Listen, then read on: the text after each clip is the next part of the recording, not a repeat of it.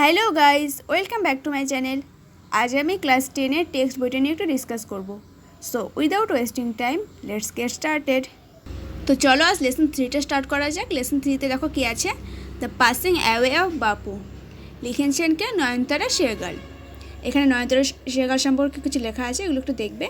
তো চলে আসি ইউনিট 1টাতে, দেখো কী আছে। I was having tea at home on the evening of 30th January 1948 when I was called to Birla House by an urgent telephone. আমি যখন 30শে জানুয়ারি 1948-এর সন্ধ্যায় বাড়িতে চা খাচ্ছিলাম, সে সময় টেলিফোনের এক জরুরি ডাকে আমাকে বিড়লা ভবনে যেতে বলা হলো। Gandhiji had been shot on his way to a prayer meeting. Gandhiji প্রার্থনা সভায় যাওয়ার পথে গুলিবদ্ধ হয়েছেন। I was numb with shock as I got into the car. আমি গাড়িতে ঢুকতে ঢুকতে শোকে অসাড় হয়ে গেলাম। At the Birla House, Gandhiji's relatives and followers had gathered round his body. Birla ভবনে গান্ধীজির আত্মীয় স্বজন ও শিষ্যগণ তার শরীর ঘিরে জড়ো হয়েছিল। There was silence in the room as Gandhiji breathed his last. Gandhiji যখন শেষ নিঃশ্বাস ত্যাগ করলেন, তখন ঘর নিঃশব্দ ছিল। Words of Bapuji's death had spread through Delhi like a flame fanned by wind. বাপুজির মৃত্যুর কথা বাতাস তাড়িত হয়ে অগ্নিশিখার মতো সারা দিল্লিতে ছড়িয়ে পড়ল। Sad groups of men and women had collected around Birla House. মানে হলো, দুঃখিত পুরুষ এবং মহিলাগণ বিড়লা ভবনের চারপাশে জমা হলেন। Out of every window one could see a brown blur of faces. প্রতিটি জানালায় কালো ছোপমুক্ত বাদামি মুখগুলো দেখা গেল। They did not make a sound. তারা কোনো শব্দ করছিল না। There was an unnatural silence. তারা কোনো শব্দ করছিল না। সেখানে এক অপ্রাকৃতিক নৈশব্দ ছিল। It was as if time stood still for those few minutes. মনে হচ্ছিল যেন কয়েক মিনিটের জন্য স্থিরভাবে দাঁড়িয়ে আছে তারা। The people were too stunned to speak in the beginning. মানুষজন শুরুতে এতটাই স্তব্ধ হয়ে গিয়েছিল যে কথা বলতে পারছিল না। Later they clamored, wildly shouting and crying. পরে তারা পাগলের মতো চিৎকার করে কাঁদতে শুরু করলো। They jostled one another in a stampede to break into the house. তারা পদপিষ্ট হওয়ার মতো অবস্থায় ধাক্কাধাক্কি করে ঘরের মধ্যে ঢুকতে চাইল। They calmed a little when it was announced that they would be allowed to see Gandhiji before the funeral. তারা শান্ত হলো যখন ঘোষণা করা হলো যে শেষকৃত্যের আগে তাদের গান্ধীজিকে দেখতে দেওয়া হবে। When one is faced with the shock of a loved one's death, one whimpers, "What will become of me now that he has left me?" যখন কেউ কোনো প্রিয়জনের মৃত্যুর সম্মুখীন হয়, সে নিচু স্বরে কাঁদতে কাঁদতে জানতে চায়, সে যে আমাকে ত্যাগ করে চলে গেল, এখন আমার কি হবে? This was surely the question uppermost in the mind of the mourning people.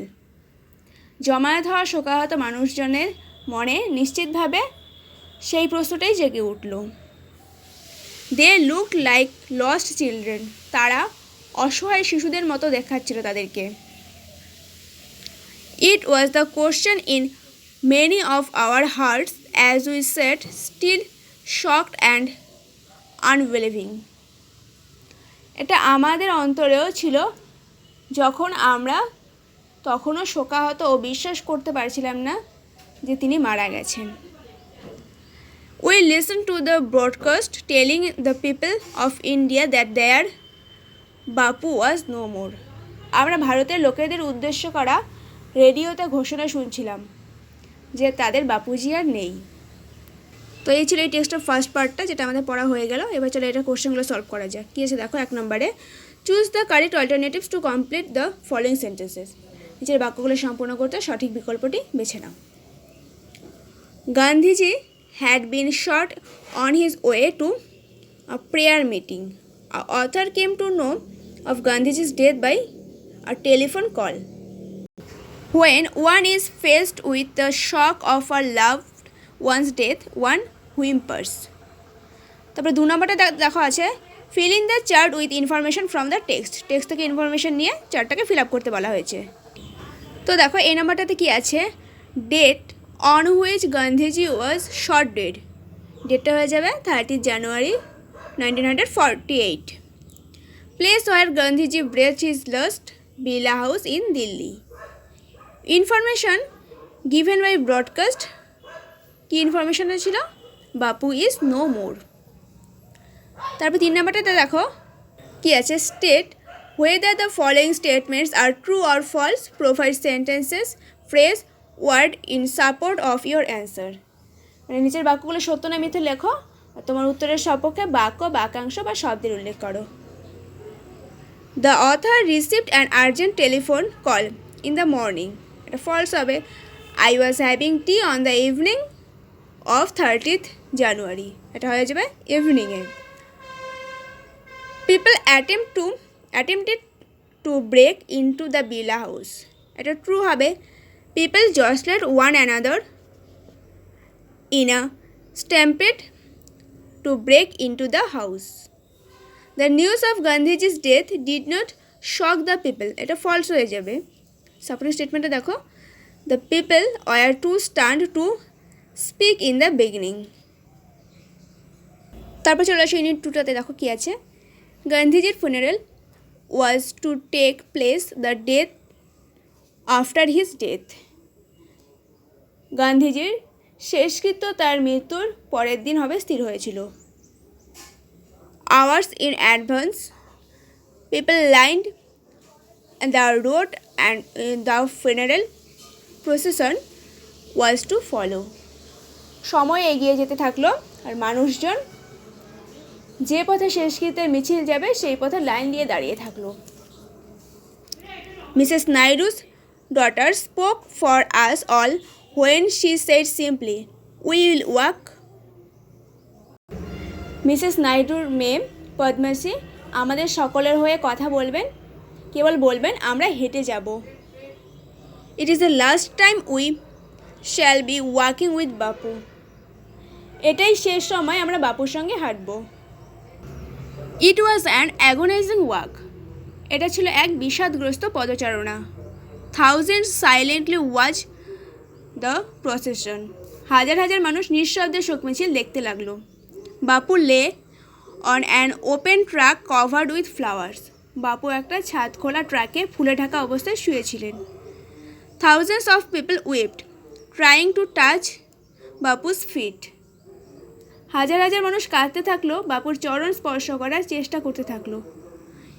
It was impossible to move in the thick crowd. মানে এতটা ভিড়ে হেঁটে যাওয়া অসম্ভব ছিল। As I moved forward slowly, I understood I was not merely in the midst of grieving people. এগিয়ে এগিয়ে যেতে যেতে আমি ধীরে ধীরে বুঝতে পারলাম যে এটা কেবল শোকগ্রস্ত মানুষের সঙ্গে হাঁটা নয়। This was even more than the funeral procession of India's beloved leader. এটা ভারতের এই প্রিয় নেতার শোক মিছিলের চেয়েও বেশি কিছু। I was among people for whom walking with Bapu had a special meaning. আমি সেই সব মানুষদের মধ্যে ছিলাম যাদের সঙ্গে বাপুর সঙ্গে হাঁটার এক বিশেষ অর্থ ছিল। We had walked with Bapu over the rough and smooth of India's recent history. আমরা ভারতের সাম্প্রদায়িক মসৃণ ও রুক্ষ ইতিহাসের পথে বাপুর সঙ্গে হাঁটছিলাম। We could not now accept the fact that the man who had led us over many difficult paths was never going to walk with us again. আমরা এই সত্য মেনে নিতে পারছিলাম না যে যে মানুষটি কত কঠিন কঠিন পথে আমাদের পথ দেখিয়ে নিয়ে গিয়েছিলেন তিনি আর কখনো আমাদের সঙ্গে হাঁটবেন না। বাপু's slight figure had walked, staff in hand, over a large part of India. বাপুর শীর্ণ শরীর ভারতের দীর্ঘ অংশের পথ ধরে লাঠি হাতে হেঁটেছিল। To walk is to make slow progress. হাঁটার অর্থ ধীরে প্রগতির দিকে এগোনো। It is to think with clarity and closely look at all that is around you, from small insects to the horizon in the distance.